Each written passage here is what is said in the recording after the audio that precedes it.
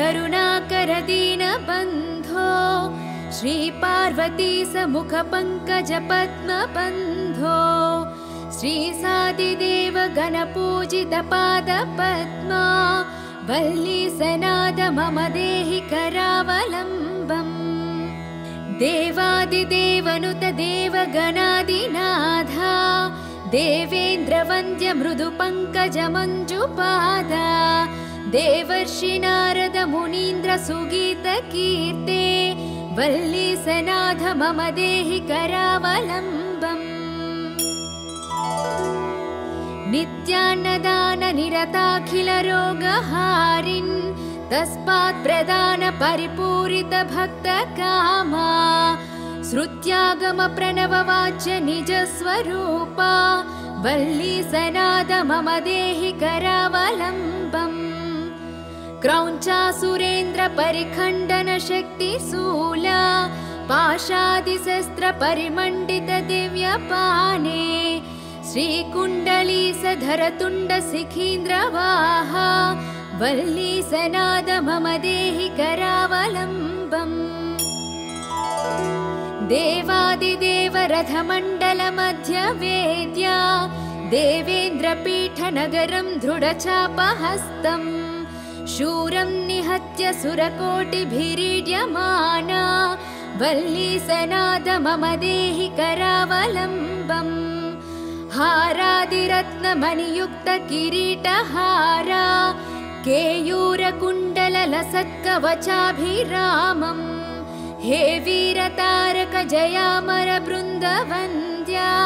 वल्ली सनाद मम देहि करावलम्बम् पञ्चाक्षरादिमनुमन्त्रित गाङ्गतोयैः पञ्चामृतैः प्रमुतेन्द्र मुखैर्मुनीन्द्रैः पट्टाभिषिक्त हरियुक्त परासनाथा वल्ली सनाथ मम देहि करावलम्बम् श्रीकार्तिकेय करुणामृत पूर्ण दृष्ट्या कामादिरोग कलुषीकृत दुष्ट चित्तम् सिक्त्वा तु मामव कलाधर कान्ति कान्त्या वल्ली सनाथ मम देहि करावलम्बम् सुब्रह्मण्याष्टकं पुण्यं ये पठन्ति द्विजोत्तमाः ते सर्वे मुक्तिमायन्ति सुब्रह्मण्य प्रसादतः सुब्रह्मण्यष्टकमिदं प्रातरुद्धाय यः पठेत् कोटिजन्म कृतं पापं तत्क्षणादेव नश्यति इति श्री सुब्रह्मण्याष्टकम्।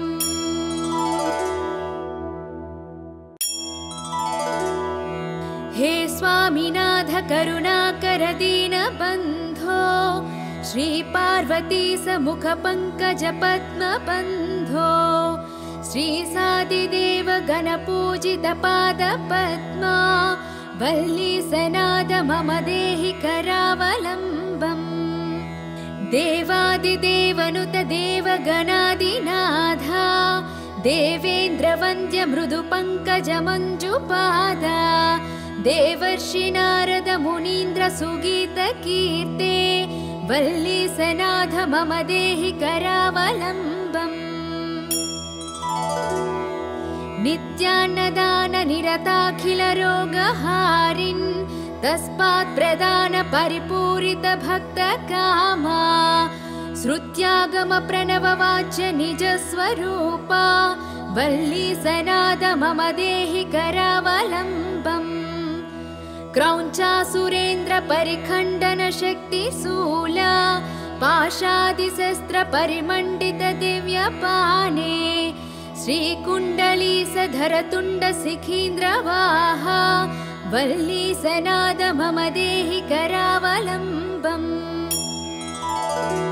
देवादिदेव रथमण्डल मध्य वेद्या देवेन्द्रपीठ नगरं दृढचापहस्तम्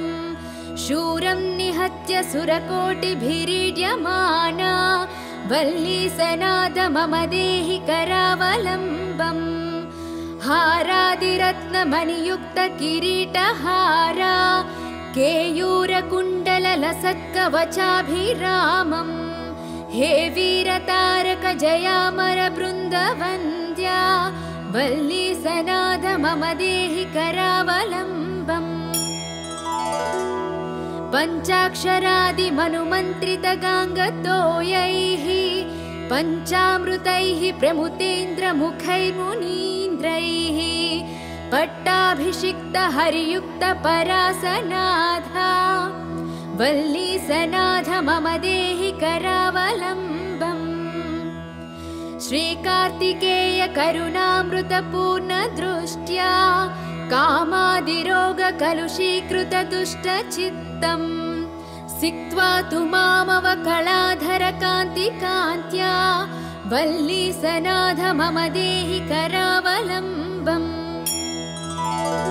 सुब्रह्मण्याष्टकं पुण्यं ये पठन्ति द्विजोत्तमाः ते सर्वे मुक्तिमायन्ति सुब्रह्मण्य प्रसादतः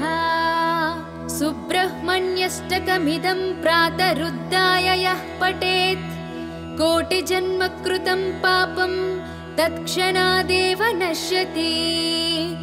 इति श्री सुब्रह्मण्याष्टकम्।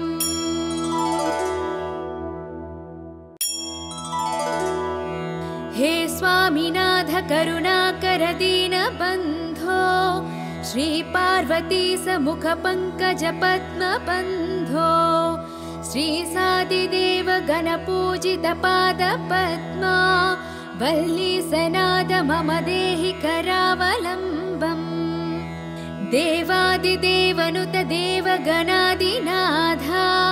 देवेन्द्र वन्द्य मृदु पंकज मंजुपादा देवर्षि नारद मुनीन्द्र सुगीत कीर्ते वल्ली सनाथ मम देहि करावलम्बम् नित्यान्नदान निरताखिल रोगहारिन् तस्मात् प्रदान परिपूरित भक्त कामा श्रुत्यागम प्रणव वाच्य निज स्वरूपा वल्ली सनाद मम देहि करावलम्बम् क्रौञ्चासुरेन्द्र परिखण्डन शक्ति शूला पाशादिशस्त्र परिमण्डित दिव्यपाने श्रीकुण्डलीसधर तुण्ड शिखीन्द्रवाहा वल्ली सनाद मम देहि करावलम्बम् देवादिदेव रथमण्डल मध्य वेद्या देवेन्द्रपीठ नगरं दृढचापहस्तम् शूरं निहत्य सुरकोटिभिरीड्यमाना वल्ली सनाद मम देहि करावलम्बम् हारादिरत्नमणियुक्त किरीटहारा केयूरकुण्डललसत्कवचाभिरामम् हे वीरतारक जयामर बृन्दवन्द्या वल्ली सनाद मम देहि करावलम्बम् पञ्चाक्षरादिमनुमन्त्रितगाङ्गतोयैः पञ्चामृतैः प्रमुतेन्द्रमुखैर्मुनीन्द्रैः पट्टाभिषिक्त हरियुक्त परासनाथा वल्ली सनाथ मम देहि करावलम्बम् श्रीकार्तिकेय करुणामृतपूर्ण दृष्ट्या कामादिरोगकलुषीकृत दुष्टचित्तम् सिक्त्वा तु मामवकलाधर कान्तिकान्त्या वल्ली सनाथ मम देहि करावलम्बम् सुब्रह्मण्याष्टकं पुण्यं ये पठन्ति द्विजोत्तमाः ते सर्वे मुक्तिमायन्ति सुब्रह्मण्य प्रसादतः सुब्रह्मण्यष्टकमिदं प्रातरुद्धाय यः पठेत् कोटिजन्म कृतं पापं तत्क्षणादेव नश्यति इति श्री सुब्रह्मण्याष्टकम्।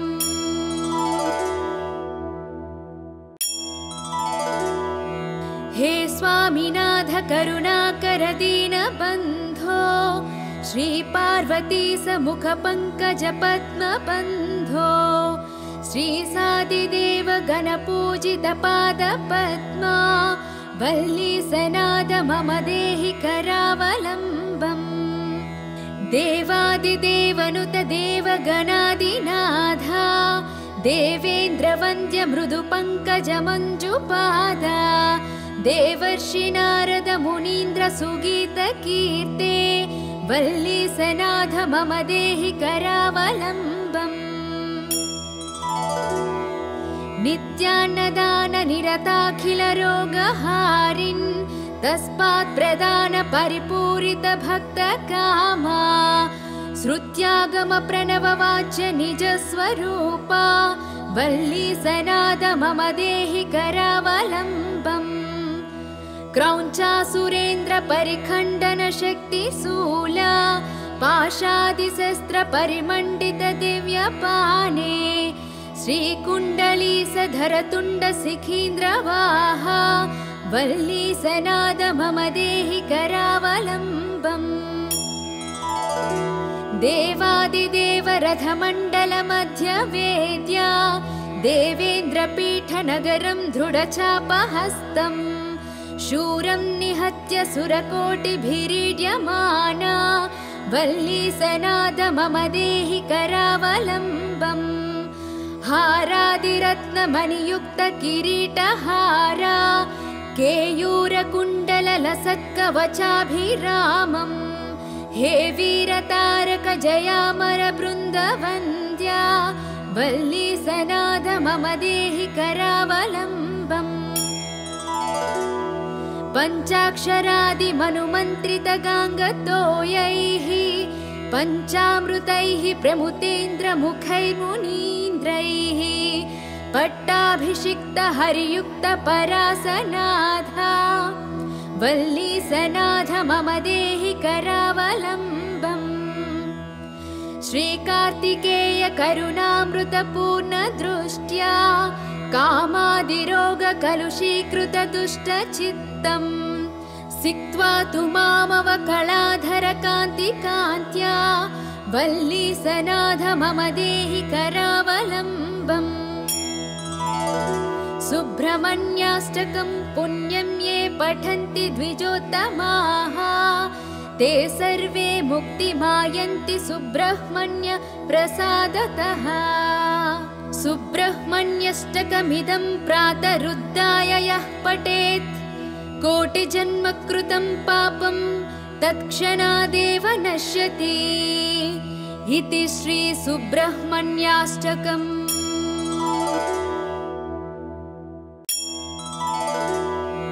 हे स्वामिनाथ करुणाकर दीनबन्धो श्री पार्वती समुख पंकज पद्म बन्धो श्री सादिदेव गणपूजित पाद पद्मा वल्लीसनाद मम देहि करावलम्बम् देवादिदेवनुत देवगणादिनाथा देवेन्द्रवन्द्य मृदुपङ्कजमञ्जुपादा देवर्षि नारद मुनीन्द्र सुगीतकीर्ते वल्लीसनाथ मम देहि करावलम्बम् नित्यान्नदान निरताखिल रोगहारिन् तस्मात् प्रदान परिपूरित भक्त कामा श्रुत्यागम प्रणव वाच्य निज स्वरूपा वल्लीसनाद मम देहि करावलम्बम् क्रौञ्चासुरेन्द्र परिखण्डन शक्ति शूला पाशादिशस्त्र परिमण्डित दिव्यपाने श्रीकुण्डलीसधर तुण्ड शिखीन्द्रवाहा वल्लीसनाद मम देहि करावलम्बम् देवादिदेव रथमण्डल मध्य वेद्या देवेन्द्रपीठ नगरं दृढचापहस्तम् शूरं निहत्य सुरकोटिभिरीड्यमाना वल्लीसनाद मम देहि करावलम्बम् हारादिरत्नमणियुक्त किरीटहारा केयूरकुण्डललसत्कवचाभिरामम्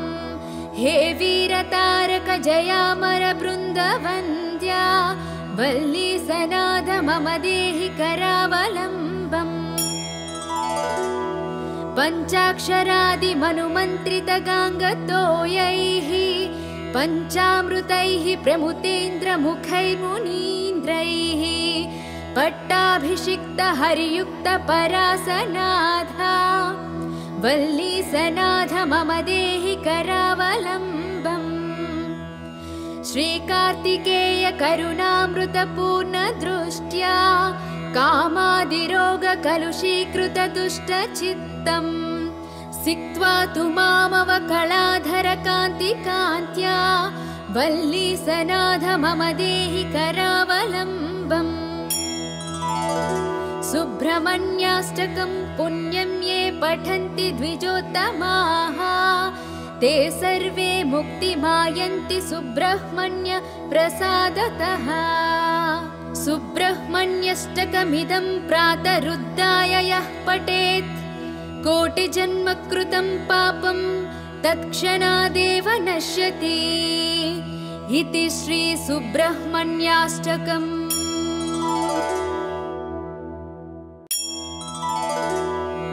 हे स्वामिनाथ करुणाकर दीनबन्धो श्री पार्वती समुख पंकज पद्मबन्धो श्री सादिदेव गणपूजित पाद पद्मा वल्लीसनाथ मम देहि करावलम्बम् देवादिदेवनुत देवगणादिनाथा देवेन्द्रवन्द्य मृदु पंकज मंजुपादा देवर्षि नारद मुनीन्द्र सुगीत कीर्ते वल्लीसनाथ मम देहि करावलम्बम् नित्यान्नदान निरताखिल रोगहारिन् तस्मात् प्रदान परिपूरित भक्त कामा श्रुत्यागम प्रणव वाच्य निज स्वरूपा वल्लीसनाथ मम देहि करावलम्बम् क्रौञ्चासुरेन्द्र परिखण्डन शक्ति शूला पाशादिशस्त्र परिमण्डित दिव्यपाने श्रीकुण्डलीसधर तुण्ड शिखीन्द्रवाहा वल्लीसनाथ मम देहि करावलम्बम् देवादिदेव रथमण्डल मध्य वेद्या देवेन्द्रपीठ नगरं दृढचापहस्तम् शूरं निहत्य सुरकोटिभिरीड्यमाना वल्लीसनाथ मम देहि करावलम्बम् हारादिरत्नमणियुक्त किरीटहारा केयूरकुण्डललसत्कवचाभिरामम् हे वीरतारक जयामर बृन्दवन्द्या वल्लीसनाथ मम देहि करावलम्बम् पञ्चाक्षरादिमनुमन्त्रितगाङ्गतोयैः पञ्चामृतैः प्रमुतेन्द्रमुखैर्मुनीन्द्रैः पट्टाभिषिक्तहरियुक्तपरासनाथा वल्लीसनाथ मम देहि करावलम्बम् श्रीकार्तिकेय करुणामृतपूर्णदृष्ट्या कामादिरोगकलुषीकृतदुष्टचित्तम् सिक्त्वा तु मामवकलाधरकान्तिकान्त्या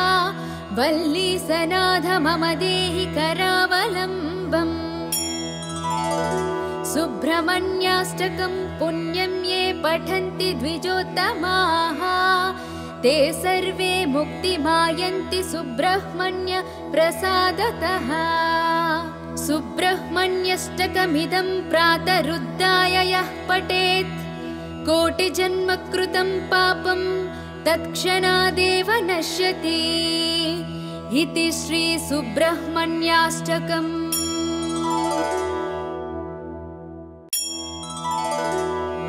हे स्वामिनाथ करुणाकर दीनबन्धो श्री पार्वती समुख पंकज पद्मबन्धो श्री सादिदेव गणपूजित पाद पद्मा वल्लीसनाथ मम देहि करावलम्बम् देवादिदेवनुत देवगणादिनाथा देवेन्द्रवन्द्य मृदुपङ्कजमञ्जुपादा देवर्षि नारद मुनीन्द्र सुगीतकीर्ते वल्लीसनाथ मम देहि करावलम्बम्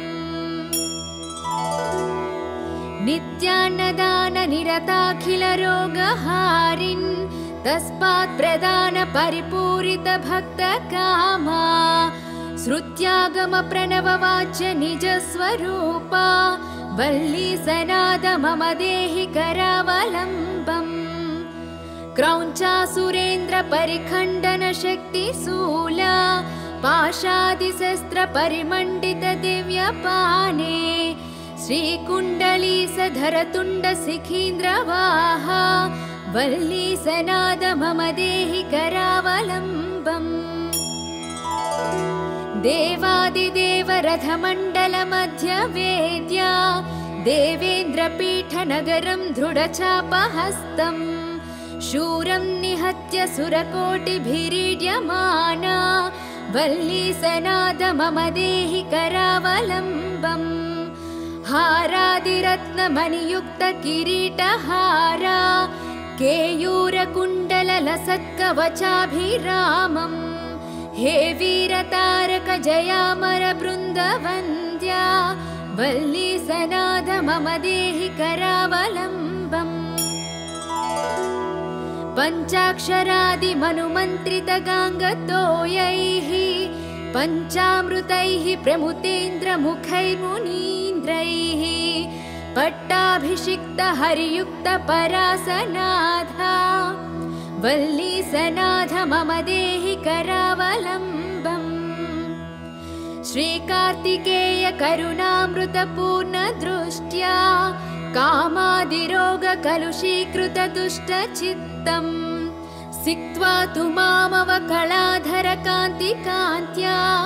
वल्लीसनाथ मम देहि करावलम्बम्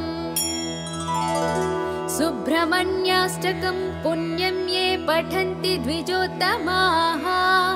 ते सर्वे मुक्तिमायन्ति सुब्रह्मण्य प्रसादतः सुब्रह्मण्यष्टकमिदं प्रातरुद्धाय यः पठेत् कोटिजन्म कृतं पापं तत्क्षणादेव नश्यति इति श्री सुब्रह्मण्याष्टकम्।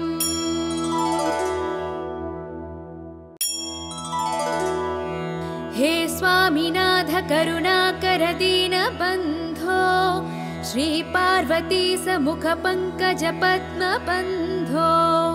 श्री सादिदेव गणपूजित पाद पद्मा वल्लीसनाद मम देहि करावलम्बम् देवादिदेवनुत देवगणादिनाथा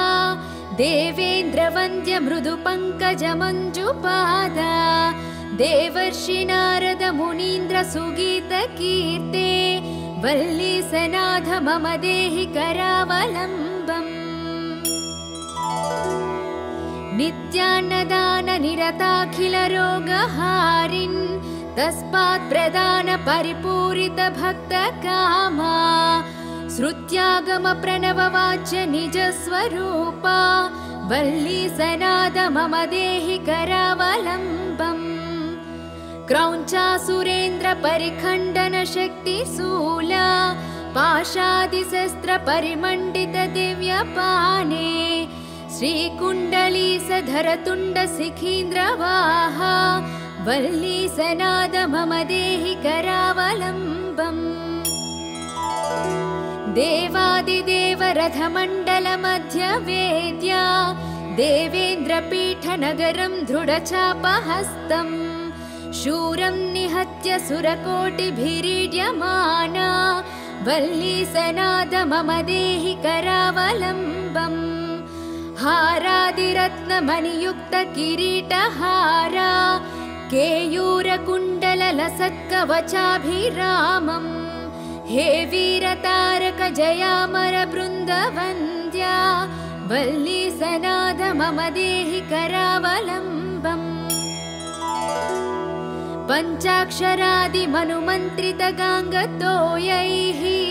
पञ्चामृतैः प्रमुतेन्द्रमुखैर्मुनीन्द्रैः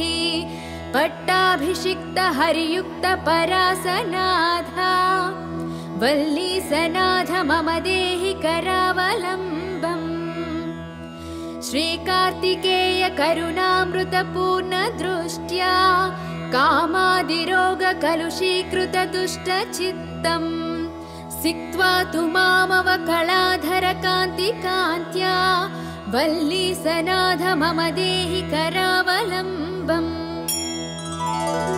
सुब्रह्मण्याष्टकं पुण्यं ये पठन्ति द्विजोत्तमाः ते सर्वे मुक्तिमायन्ति सुब्रह्मण्य प्रसादतः। सुब्रह्मण्यष्टकमिदं प्रातरुद्धाय यः पठेत् कोटिजन्मकृतं पापं तत्क्षणादेव नश्यति